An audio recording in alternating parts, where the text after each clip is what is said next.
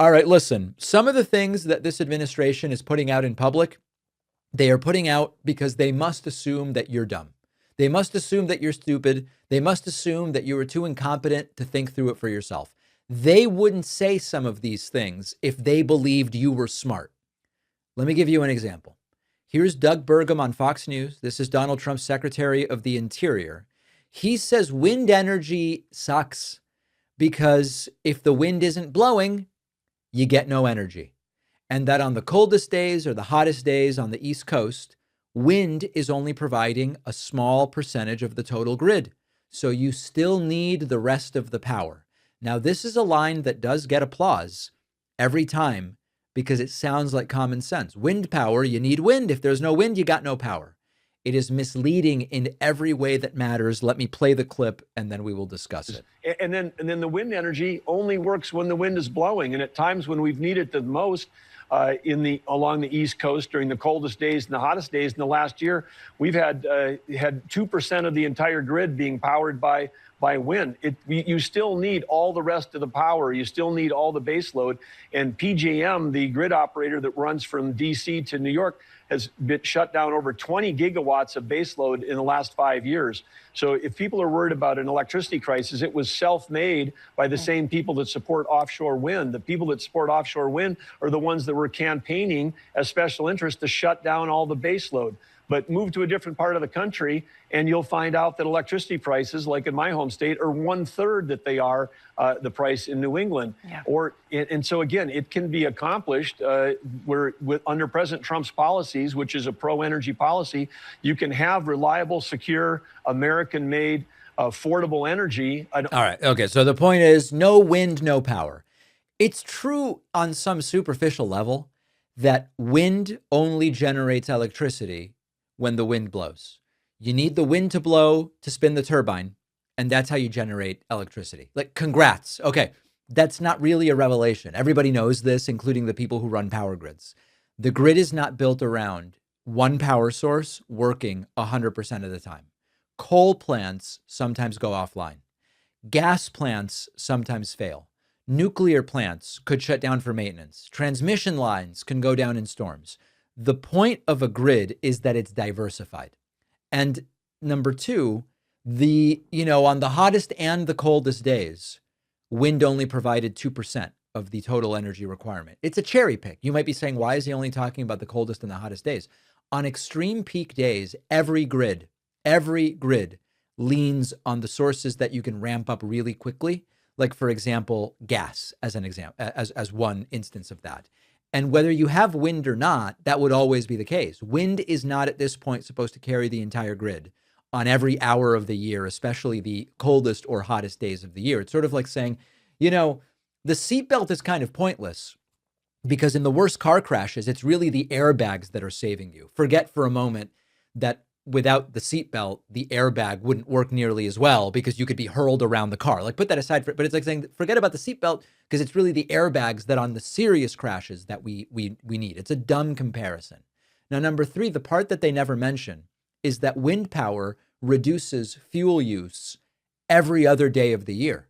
When wind is generating, gas plants burn less. Coal plants can ramp down. Wholesale electricity prices drop, emissions fall. And the best example of this is Texas, which I don't think Doug Burgum wants you to know. Texas leads the country in wind generation. And despite what the right loves to imply, wind has saved Texas residents billions of dollars over the last decade. When Texas's grid failed in 2021, it wasn't because there was no wind. It was because the gas infrastructure froze. We covered it at the time. It was a disaster. Pipelines froze. Gas plants couldn't get fuel. The compressor stations froze. Wind did underperform that day. That's true. But gas failed completely and catastrophically. Number four, batteries. And they always forget about this when they go, the sun only does stuff during the day. Wind only does stuff on windy days. Modern grids don't treat wind as use it or lose it. You combine wind with utility scale batteries, pumped hydro, demand response, power sharing. You do all of this stuff like California, Arizona, Nevada, parts of the Midwest do. And then you realize this argument they make could just as well apply to fossil fuels, but they never make it, right? Gas only works when the pipeline isn't frozen, when fuel prices don't spike, when geopolitics don't disrupt the supply. Coal only works when the trains are delivering the coal, when plants aren't down for maintenance, when cooling water is available during heat waves. The point is, they are unfairly maligning wind. And similarly, they are doing everything they can to hurt wind so that it works even more poorly. That's what this is really part of a bigger picture here. Burgum says we've got to pause offshore wind. That's what this is really about, because Trump hates it. What next action did you want to tell us about this morning? Well, today we're sending notifications to the 5 large offshore wind projects that are under construction that they're going to be, their leases will be suspended due to national security concerns. During this time of suspension, we'll work with the companies to try to find a mitigation.